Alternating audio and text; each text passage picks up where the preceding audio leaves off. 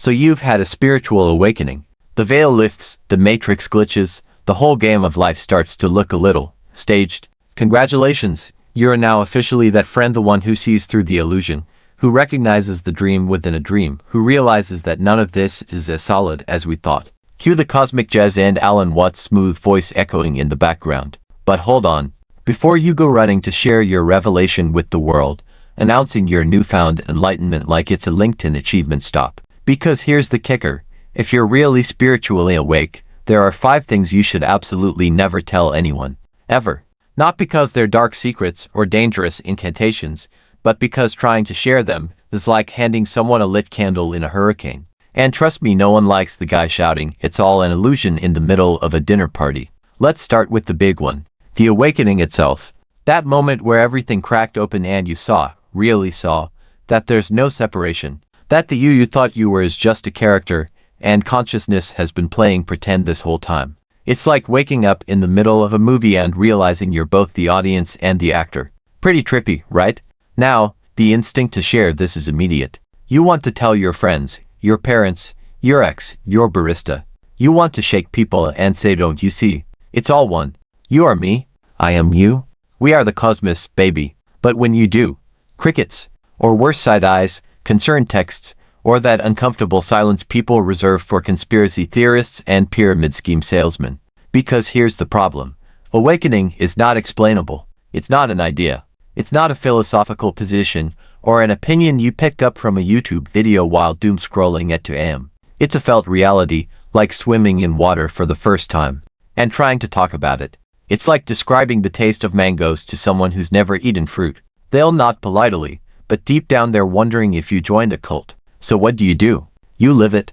Quietly, like a ninja of inner peace. Your presence becomes the message, not your words. People will feel something shift when they're around you. Maybe they can't explain it, but it's there. And that does more than any TED Talk ever could.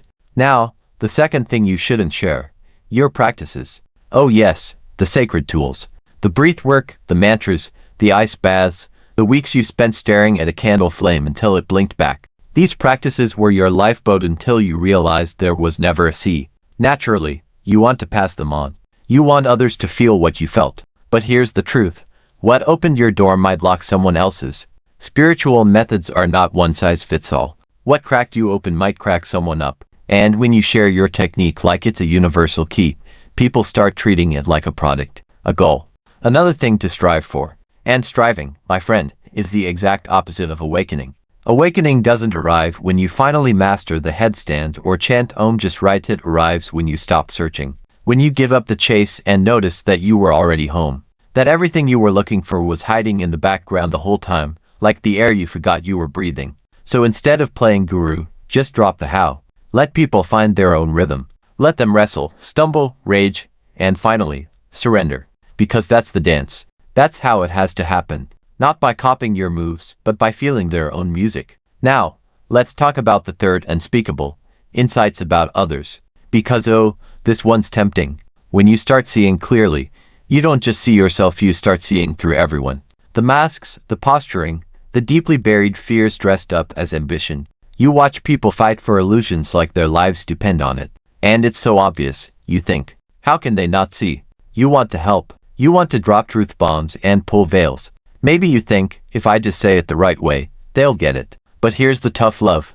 They won't. Not yet. And when you try to force it, it backfires. Badly. Because nobody likes being dissected. Nobody wants unsolicited existential feedback. When you point out their patterns, their delusions, their fragile little egos, they don't awaken, they armor up. You trigger defenses, not realizations. And instead of planting seeds, you scorch the earth. Remember, a butterfly needs to struggle out of its cocoon. It has to. That struggle is what strengthens its wings. If you break it out too early, it dies. Same goes for people. Let them fight their own illusions. Let them come to their own breaking point. Be there when they do. But don't rip the cocoon open. That's not compassion, it's ego in a spiritual costume. And now we get to the fourth thing you should keep to yourself. Emptiness. The void. The cosmic punchline that nothing, absolutely nothing, is solid. No self. No ground, no center. Just impermanence riding on a wave of consciousness. Now, you may have laughed when you saw it, or cried, or both. It's liberating. Yes, but also terrifying. Like discovering the floor has always been a hologram. So please, don't go around sharing this at brunch. For someone not ready, hearing everything is empty isn't freeing, its existential horror. It rattles the psyche, shakes the identity, pulls the rug out when they haven't even put their shoes on.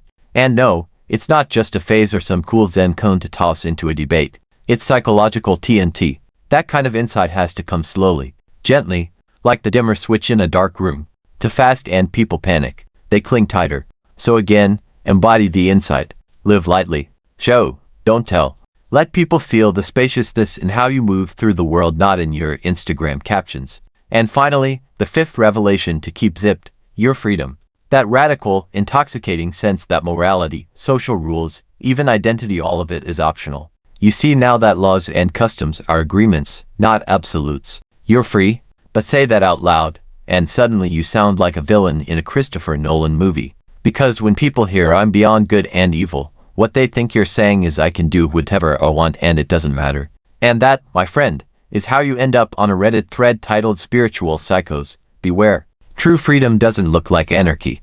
It looks like kindness, like spontaneity, like helping an old lady cross the street not because you should, but because you feel it. There's no obligation, only love. Only oneness recognizing itself. So don't declare your freedom. Live it. Let your morality be quiet, not performative. Let your choices speak louder than your proclamations. Real freedom doesn't need applause. It moves through the world like wine, soft, unnoticed, but vital. At the end of the day, all these warnings boil down to one thing: shut up and be. Awakening isn't about talking. It's not about branding your journey or proving your depth. It's not a TEDx talk or a 10-step program. It's the silence between words. The space in which life arises. The smile you give without reason. The presence you carry without trying. People don't need to be told. They need to feel it. They'll come to you when they're ready. When the cracks appear. When the old story collapses. And when they genuinely ask, that's when you share. Not like a preacher, but like a friend handing over bread. Here, you say, I've been where you are. Let's walk together for a while. That's the real transmission. That's the secret. Not the fireworks. Not the philosophies. But the quiet recognition that everything they've ever been looking for is already here, waiting to be noticed. So if you're spiritually awake, congrats. Now go be normal about it. Or, at least, as normal as a cosmic dream pretending to be a person can be. And hey, before you disappear into the abyss, take a second to drop a comment. What's the wildest thing you realized but couldn't say out loud? Or just tell me which of these 5 truths you're still wrestling with. Subscribe if you haven't already. We've got plenty more spiritual weirdness, celebrity meltdowns, and philosophical detours coming your way. Because remember, just because it's all an illusion doesn't mean we can't enjoy the drama. Ah, so you're still here. Good. That probably means you're the kind of person who gets it, or at the very least, you're leaning in, suspiciously intrigued, wondering how deep this rabbit hole goes. And honestly, it goes deeper than anyone warns you. Because here's the thing no one tells you on the spiritual path. Once the curtain gets pulled back, you can't unsee what you've seen. There's no reverse gear. You don't just pop back into your old self like you're switching costumes backstage. You live your life now from this weird, floaty vantage point, 1 foot in reality, 1 foot in, whatever this is. And let's be real, it's lonely sometimes. Not because you're better than anyone, God, no, but because you start noticing that conversations don't hit the same. Small talk feels like a sitcom with a broken laugh track. People are obsessed with being right, being heard, being validated. While you're sitting there going, none of this matters, and also everything matters, and I don't know how to explain that without sounding like I've gone full Yoda. You become fluent in paradox. And guess what? That's not exactly trending on TikTok. You look around and suddenly everything's kind of hilarious. Like people arguing on the internet about enlightenment while aggressively not being enlightened. Or billionaires trying to buy immortality while ignoring their own breath. It's funny, but it's also kind of tragic, right? Because you were them, not long ago. And maybe you still are. A little. See, here's another reason why you keep your mouth shut about awakening. The second you start announcing it, it gets slippery. It becomes ego's favorite party trick. Suddenly you're the awakened one posting cryptic captions about time being an illusion while secretly judging Becky from high school for not knowing what non-duality means. You slip into a new identity, the person who has no identity. And ironically, that's just another mask. It's sneaky. Enlightenment cosplay is everywhere. People rocking linen and quoting Rumi, but still losing their minds over late Amazon deliveries. And listen, no judgment, we all do it. This human game is messy. That's part of the design. But calling yourself awakened out loud, that's like declaring you're humble. The moment you say it, it's not true. That's why the real ones go quiet. Not out of fear but reverence. Because what you've touched isn't something you own. It's not a badge or a trophy. It's a mystery. A pulse. A silence that sings. You carry it, sure, but you never possess it. And you definitely don't sell it as a digital course. Which brings us to another awkward truth. Awakening doesn't make you special. I know. That's the part that stings. You think you've crossed some invisible finish line, like you get the backstage pass to existence. But the joke is you just returned to where everyone already is. You just realized the party was always happening. You were just wearing noise-canceling headphones. And now you see the divinity in the dentist, the cashier, the angry man in traffic. You watch people chasing meaning while being it. You listen to someone vent about their breakup and feel the entire universe ache inside their words. You no longer want to fix them. You just witness, like a still lake holding the sky. But say that out loud, and you sound like a lunatic. Hey, just so you know, your suffering is beautiful and your pain is a doorway to infinite presence. That'll go down real smooth at Thanksgiving. So again you keep quiet, not because you're afraid, but because words are blunt instruments, and this experience is made of glass. The more you try to describe it, the more it slips away. It's like trying to catch smoke with chopsticks. You learn to speak in glances, in pauses, in how you listen. People feel safe around you without knowing why.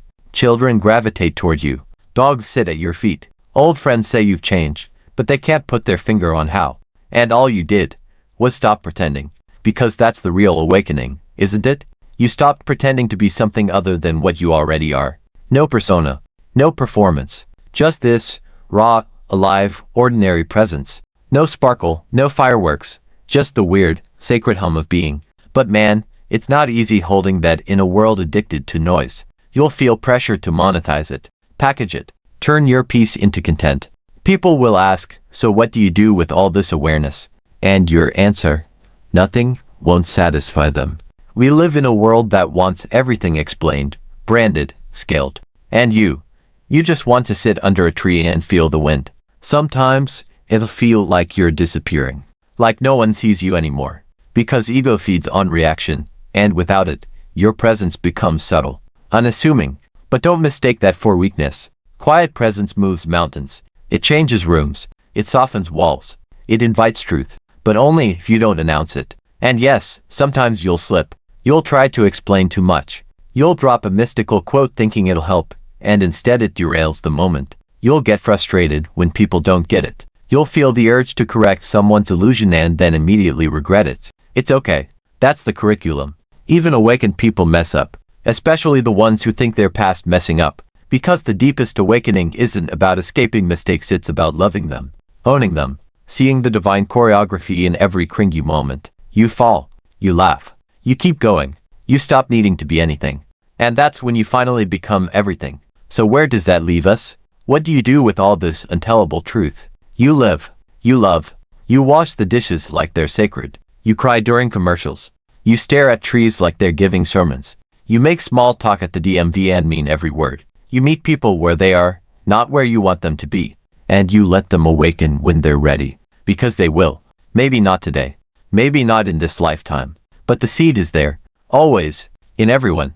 Even the people who mock you. Especially them. They're just playing a different role in the grand drama. Let them. Your job isn't to wake anyone up. It's to stay awake yourself. Quietly, humbly, with your heart wide open and your mouth mostly shut. And when someone looks you in the eye and says, hey, something about you feels different, that's your moment. Not to explain, but to be with them, fully, silently, because in that space, the truth transfers. No words, just presence, and it lands. But that's the thing about this truth. It's not something you give. It's something people notice when they're ready. It's not an argument you win or a sermon you deliver. It's more like a scent on the breeze, something subtle that lingers after you've left the room. So instead of pushing it, you start doing the unthinkable. You relax. You laugh more. You cry when the music hits just right. You hold space for people without fixing them. You stop trying to be impressive, and weirdly, you become magnetic. Not in a flashy, influencer way, but in that quiet, warm what is that kind of way. People won't know what it is about you. They'll just feel safer, lighter, more themselves around you. And that's the real gift. No quotes, no lectures, just presence. Here's the irony though, and it's poetic in the most maddening way. The less you speak about your awakening, the more awakened you seem. The ones who shout the loudest about truth are usually still trying to convince themselves. But you start to see the divine in the mundane. A stranger's laugh, the rustle of leaves, a moment of eye contact in a crowded room. These little fragments of existence become more satisfying than all the spiritual hype combined, and you wouldn't trade that for anything. Because this isn't a lifestyle. It's not a brand. It's not something to post about next to a latte and a quartz crystal. It's the raw, unfiltered nowness of your own life. Right here, right now. This breath, this body, this beautifully imperfect human experience. You don't transcend it, you fall in love with it. So, yeah, you're awake, or you're waking up, or you're just beginning to question the dream. Whatever stage you're in, don't rush it. Don't sell it. And for the love of stillness, don't tweet about it. Just live it. And when people ask, tap what's like, changed about you, smile, and share, shrug. It tells maybe say something like, I don't know. I guess I just stop fighting the moment. Then go back to your tea. And let them feel the rest.